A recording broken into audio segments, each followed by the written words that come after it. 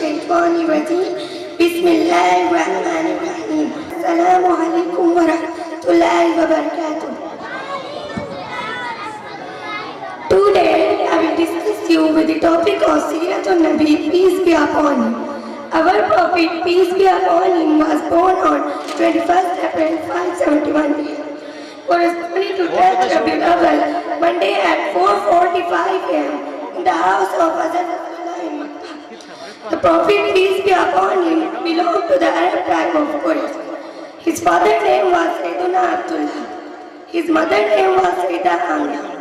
His grandfather's name was Abdul Muttalib. His grandmother's name was Fatima bint Amir.